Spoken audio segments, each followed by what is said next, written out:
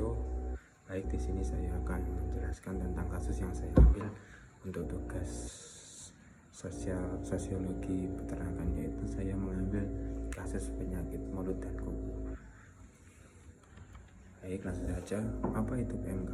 Penyakit mulut dan kuku merupakan penyakit menular yang sangat berbahaya bagi hewan ternak seperti sapi, kambing, domba, dan babi. Penyakit ini dapat menimbulkan dampak ekonomi yang besar dengan menurunkan produktivitas ternak dan mengganggu perdagangan ternak baik di dalam negeri maupun internasional. Selanjutnya itu dampak perekonomian. Wabah PMK secara langsung mempengaruhi perekonomian rumah tangga peternak.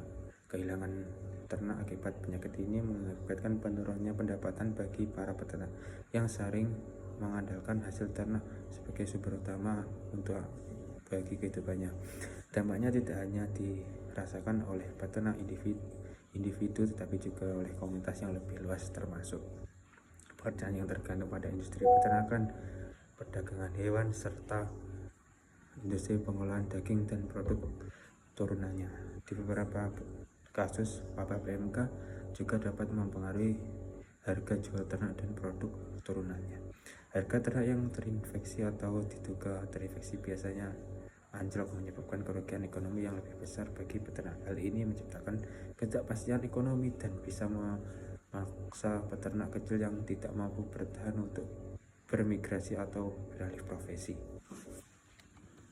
Selanjutnya yaitu solusi kasus PMK. Yang pertama yaitu peningkatan edukasi dan penyuluhan kepada masyarakat peternakan. Peternak memiliki berbagai tingkatan pengetahuan dan kepercayaan terhadap informasi kesehatan. Dengan mengintegrasikan pendekatan sosial yang memahami latar belakang budaya dan kepercayaan lokal, penyuluhan bisa lebih diterima dan efektif. Misalnya melibatkan tokoh masyarakat atau pemimpin adat dalam program penyuluhan dapat meningkatkan tingkat partisipasi dan kepercayaan peternak. Yang kedua itu penguatan sistem karantina pengawasan. Yang pertama, pengawasan yang efektif memerlukan partisipasi aktif dari masyarakat peternak yang bisa dicapai melalui pendekatan yang memperhitungkan norma dan praktik lokal, misalnya memberikan insentif bagi peternak yang melaporkan kasus PMK atau yang patuh pada aturan karantina. Yang ketiga itu pengembangan sistem komunikasi yang efektif.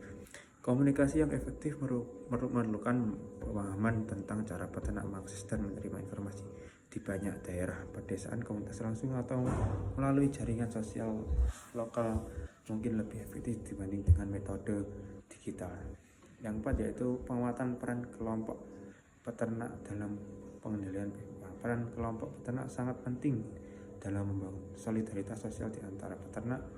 Melibatkan komunitas dalam pengendalian PMK bisa dilakukan dengan membentuk kelompok kerja atau asosiasi peternak yang fokus pada kesehatan hewan. Yang kelima yaitu penyediaan bantuan ekonomi dan sosial.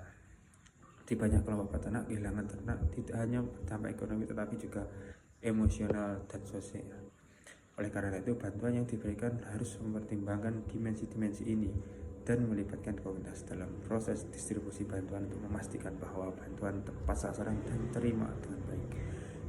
Keenam yaitu kolaborasi antara lembaga dan pihak terkait. Kolaborasi yang sukses memerlukan pemahaman tentang jaringan sosial dan kekuatan politik lokal, melibatkan berbagai pihak dalam proses pengendalian putusan dan implementasi program dapat meningkatkan legitimasi dan keberhasilan intervensi. Ini juga memungkinkan pemanfaatan pengetahuan lokal dan sumber daya kelompok dalam upaya pengendalian PMK.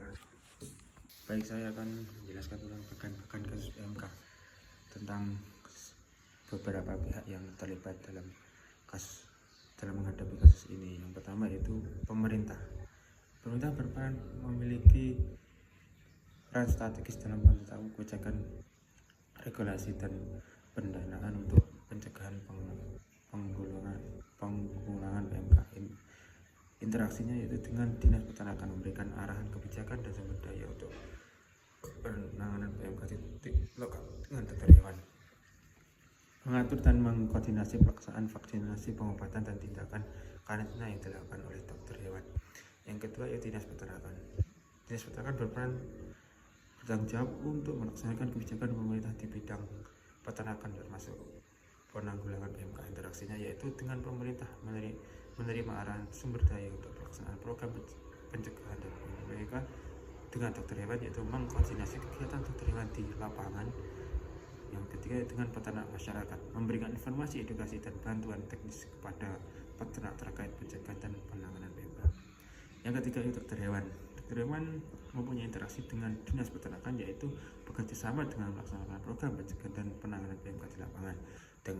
Yang kedua itu dengan peternak, memberikan layanan kesehatan hewan, konsultasi dan edukasi kepada peternak mengenai tindakan pencegahan dan penanganan PMK. Yang ketiga yaitu dengan masyarakat, memberikan informasi sosial terkait bahaya PMK dan langkah-langkah pencegah yang perlu diambil oleh komunitas peternak ini.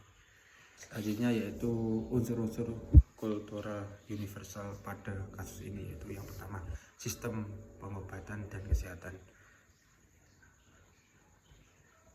Sistem pengobatan dan kesehatan itu perawatan hewan yang sakit di berbagai budaya. Sistem pengobatan dan kesehatan ternak memiliki peran penting ketika wabah PMK terjadi. Peternak dan dokter hewan menggunakan berbagai metode pengobatan baik tradisional maupun modern untuk mengobati hewan yang terkena penyakit.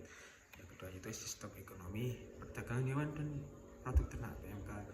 PMK mempengaruhi perdagangan internasional, terutama untuk negara yang mengandalkan ekspor pada ternak. Pembatasan perdagangan hewan selama wabah merupakan langkah ekonomi yang penting untuk mencegah penyebaran penyakit.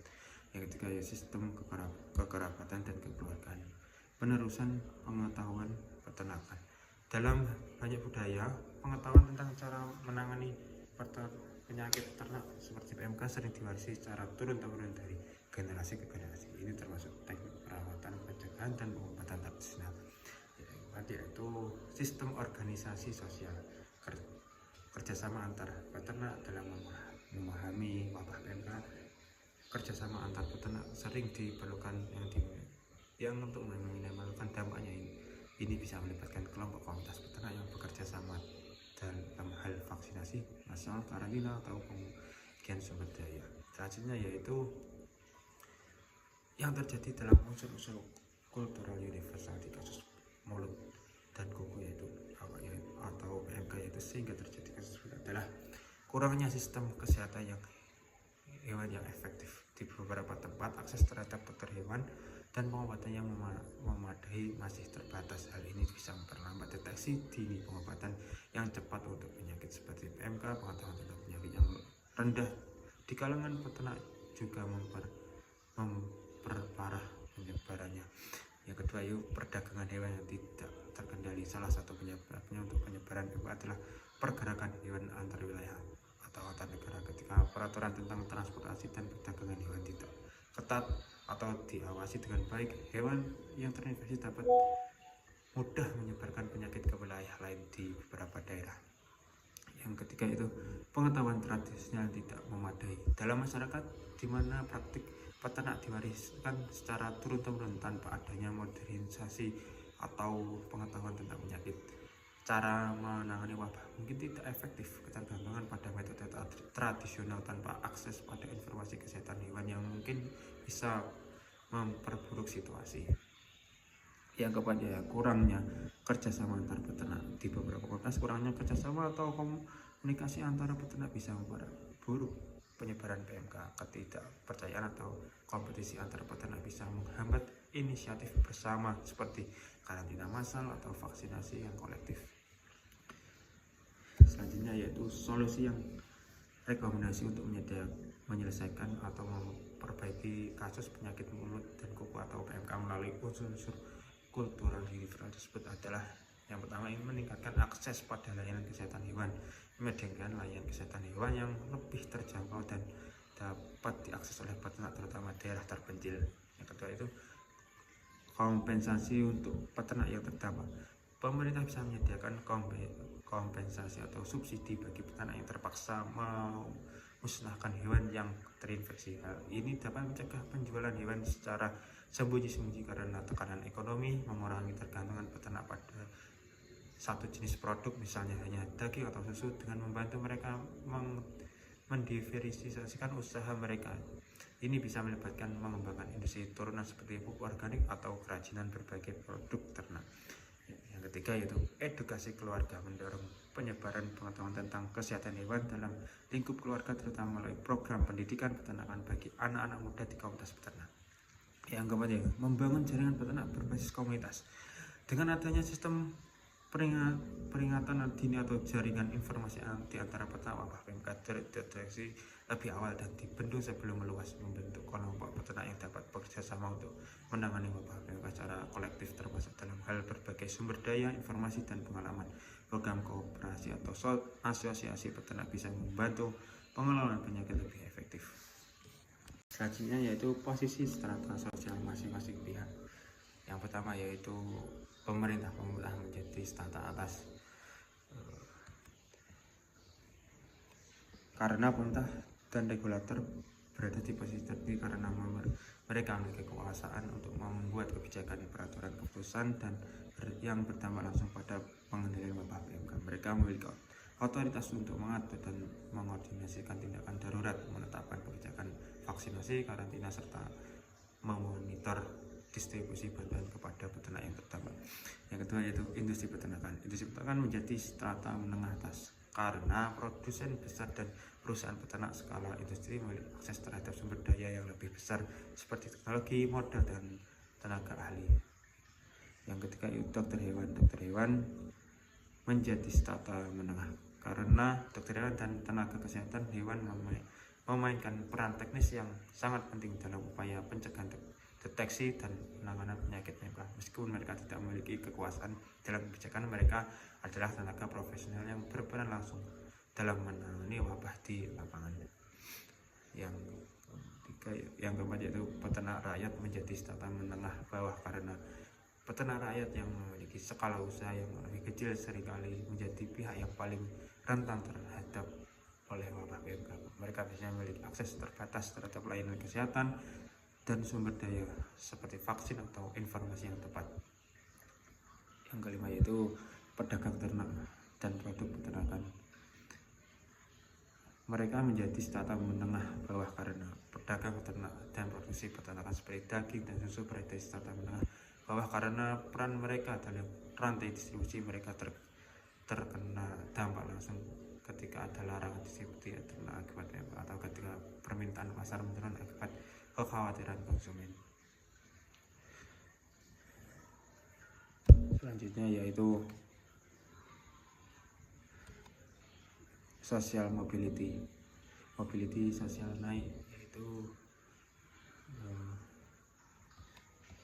mobilitas sosial naik yaitu peternak kecil yang bertransformasi menjadi produsen besar dalam wabah PMK ini menjadi titik balik bagi peternak kecil yang mampu beradaptasi dengan kondisi yang ada. Peternak kecil yang memiliki akses ke informasi, bantuan pemerintah atau kolaborasi dengan produsen besar memanfaatkan wabah sebagai peluang untuk meningkatkan kapasitas peternakan mereka, misalnya melalui program bantuan vaksinasi, akses ke teknologi pengendalian penyakit, dan kemitraan dengan perusahaan besar. Peternak kecil bisa berkembang dan memperbesar usaha mereka. Yang kedua yaitu mobilitas sosial turun.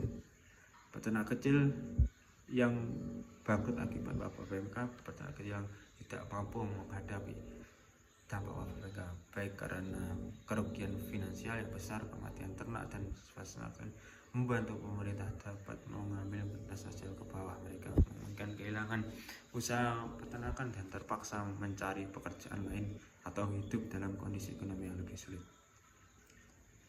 Mobilitas horizontal itu peternak beralih dari peternakan sapi ke ternak lain. Beberapa peternak mungkin tidak mengalami perubahan status sosial secara drastis, tetapi mereka bisa beralih ke sektor peternakan yang lain. Misalnya peternak sapi yang terkena dampak berat wabah PMK mungkin untuk beralih ke peternakan unggas atau perikanan. Yang ketiga yaitu selanjutnya yaitu status enrol masing-masing pihak.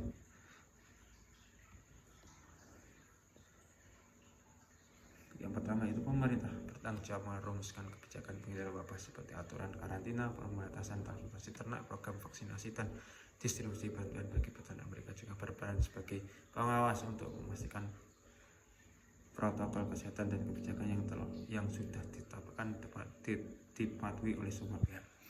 Yang kedua yaitu produsen besar dan industri peternakan. Produsen besar memiliki tanggung jawab untuk menjaga stabilitas produksi ternak meski dalam kondisi wabah. Mereka diharapkan dapat mengimplementasikan teknologi dan prosedur pengendalian penyakit secara efektif. Produsen besar sering berperan sebagai mitra pemerintah dalam pelaksanaan kebijakan seperti vaksinasi masal dan pembatasan distribusi. Yang ketiga yaitu peternak rakyat. Peternak rakyat berperan sebagai pengelola harian ternak mereka dan bertanggung jawab utama mereka adalah menjaga kesehatan ternak dengan mengikuti protokol kesehatan serta kebijakan pemerintah terkait wabah. Mereka juga memainkan peran sebagai pihak yang memanfaatkan program bantuan pemerintah atau produsen besar seperti vaksinasi, edukasi kesehatan, dan bantuan finansial untuk mitigasi dampak ekonomi dari wabah. Yang keempat yaitu dokter hewan dan tenaga kesehatan hewan berperan utama dalam menangani hewan yang terinfeksi PMK. Mereka bertugas melakukan diagnosis, perawatan, dan vaksinasi untuk mencegah penyakit lebih lanjut. Mereka juga berperan dalam memberikan edukasi kepada peternak tentang pencegahan penyakit dan kebersihan lingkungan ternak. Dalam situasi wabah, dokter hewan sering menjadi sumber informasi utama sebagai langkah-langkah pencegahan dan penanganan. Yang kelima yaitu pedagang ternak dan produk ternak. Pedagang ternak memperhatikan penting dalam distribusi ternak dan produk peternakan. Dalam situasi wabah, peran mereka juga melibatkan kepatuhan terhadap regulasi pemerintah terkait distributor menjalankan produk ternak yang sehat. Mereka juga merupakan pihak yang terdampak langsung oleh kebijakan pembatasan distribusi karena peran mereka sebagai perantara antara peternak dan konsumen. Sebagai penerima dampak, mereka harus menyesuaikan dengan perubahan pasar selama masa wabah. Pedagang ternak diharapkan memastikan bahwa yang mereka jual bebas dari penyakit sehingga tidak menambah risiko penyakit wabah. Itu tadi penjelasan dari materi 1 sampai 5 yang telah diajarkan oleh Bu Aziza. Sekian, terima kasih. Kalau ada kurang lebihnya saya minta maaf. Assalamualaikum.